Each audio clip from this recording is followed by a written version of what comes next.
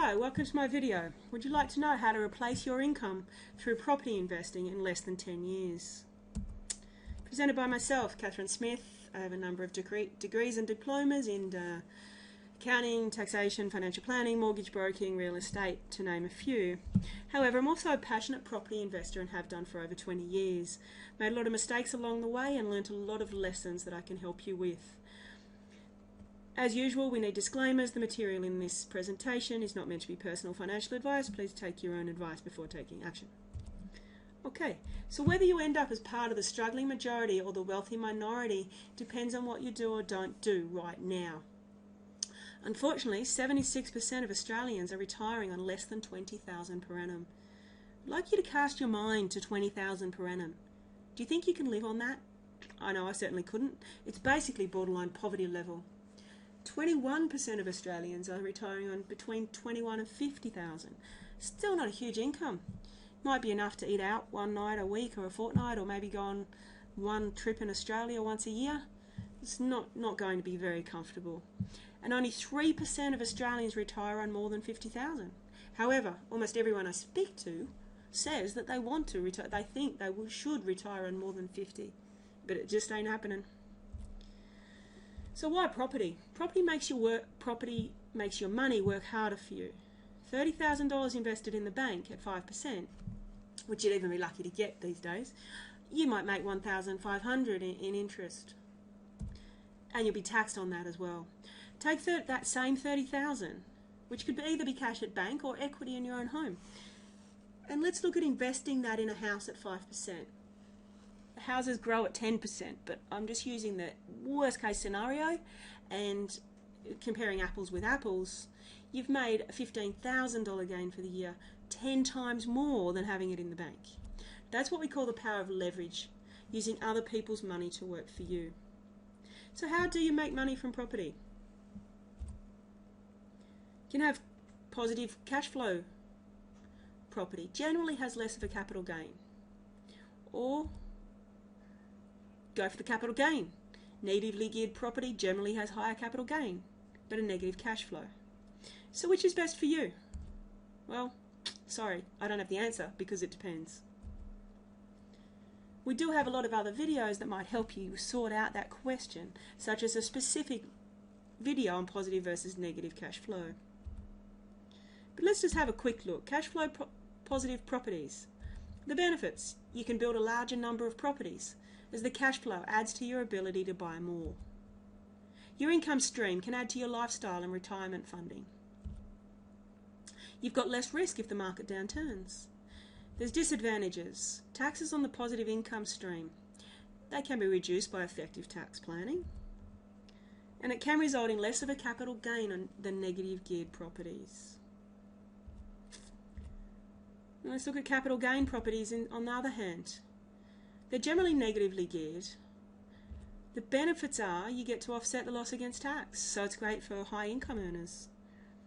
The gain from these properties overall can be much larger than cash flow properties. But there are disadvantages. Cash flow drain may be too much. So you can buy less property due to less cash flow. For example, I have some low income earning clients who might be able to buy one negatively geared property to start with, and then may not be able to buy another one for quite some years. In the same situation, they could buy, say, 3 or 4 positive cash flow properties because the cash flow adds to their ability to buy more. The risk is also greater if the market turns on the negative geared properties.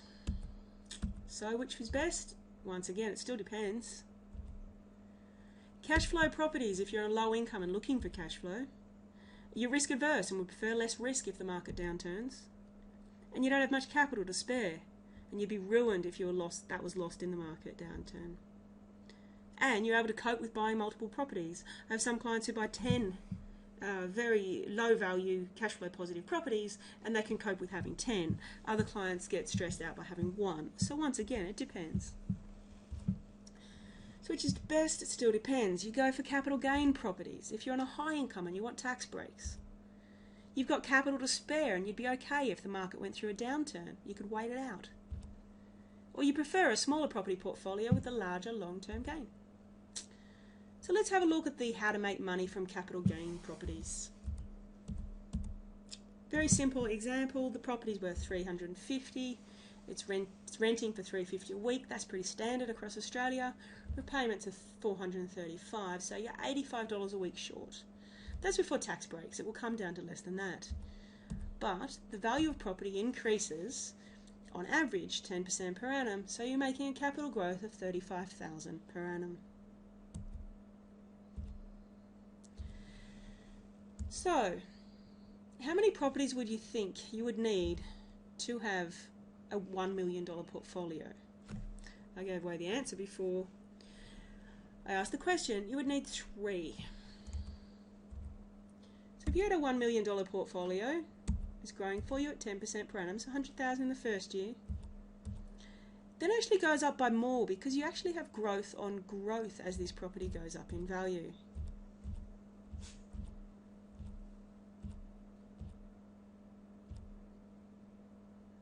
Okay, so in 10 years you have now made a capital gain of 1.593, $1,593,000.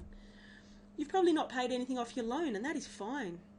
What difference does it make if you still owe $1 million, but you've made a capital gain of 1.5 million? Cash flow negative to begin with, $260 a week, which you may not be able to afford. So a lot of my clients might buy one property now, wait till it turns cash flow positive, then buy another, but still ending up with the 3 properties. By the end of the 10-year period, you're now positive cash flow by $790 a week. So the title of this video was how to replace your income. $790 per week, that may have replaced your income depending on your income. But the 1.5 capital gain, and the capital gain you are now making of over $200,000 per annum per year has, in most cases, replaced your income. In 10 years, you're now generating an income of $41,000 per annum in rental and a capital growth of $240. So, have we replaced your income yet? Probably. And that's only in 10 years and only with 2.5 or 3 properties. You can do much more over time.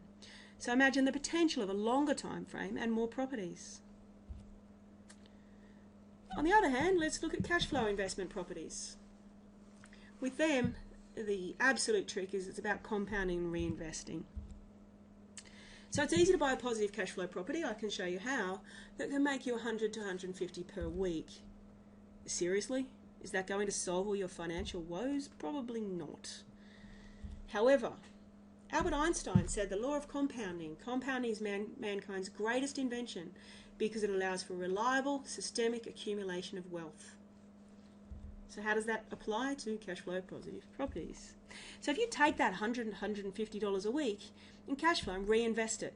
I do this myself. I put it in another bank account. It's actually in a different bank that I don't use very much, and I don't even look at it. Maybe once every couple of months I'll check to see where the bank account's up to.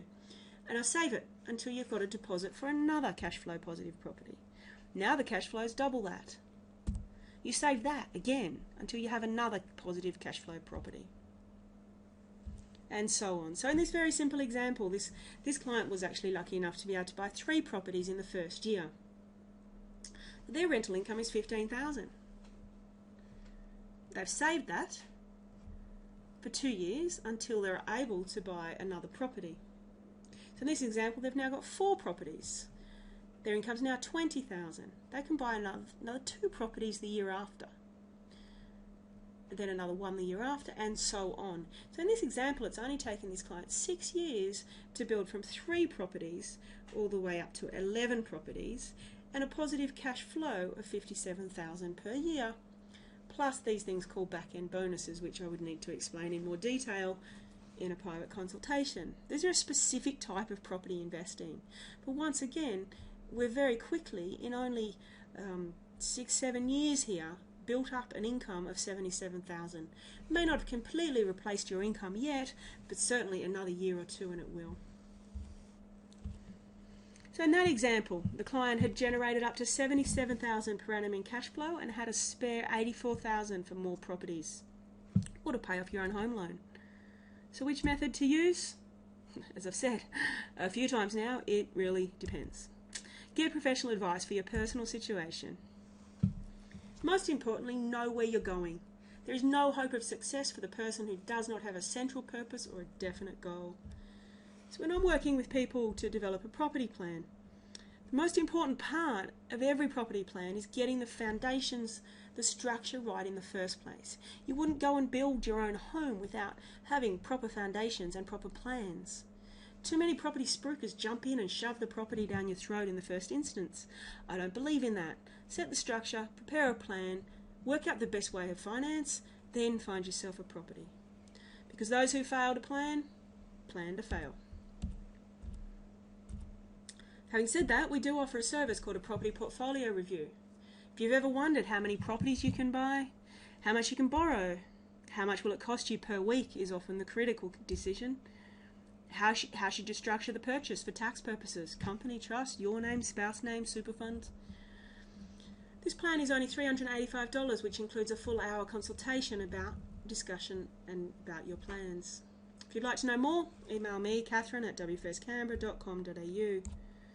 More if you'd like to download our free report, How to Build a Property Portfolio the Right Way, the 7 elements to building a successful property portfolio. Once again, our website, www.wfscanberra.com.au.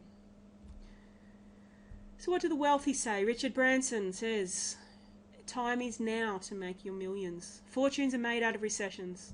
Entrepreneurs get going in the economic depths because the barriers to entry are lower. And Warren Buffett says, be fearful when others are greedy and greedy when others are fearful. And most certainly fear is now widespread. So luck is what happens when preparation meets opportunity. So I wish you good luck. I've shown you opportunities here today. They are there and they are easy. But you need to take the steps to make it happen.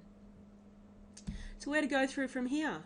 By Stephen Covey, one of the habit number 1 of highly effective people is be proactive. Through compound interest, leverage, using other people's money, government support, you have the option to create wealth for yourself and your family. But the next step is up to you. There are 2 choices. Continue to pay tax, do nothing. Save tax and build wealth so you can retire with comfort and dignity. We have a lot of other videos in this series. Property versus shares, very controversial. Why property, how property, land tax and properties, finance, tax and properties, tax and property development, ownership structures, etc. If you'd like to know more, once again, contact our office. So wealth coaching. Seriously consider our wealth coaching packages. If you go to wfscanberra.com.au/wealth coaching, we have a wealth breakthrough package, a holistic wealth through property package, and a holistic wealth through business package. Or simply contact myself for further information, Catherine at wfscanberra.com.au. We'll skip through that. I have a saying in life and in our business: life is a challenge. Meet it. Life is love.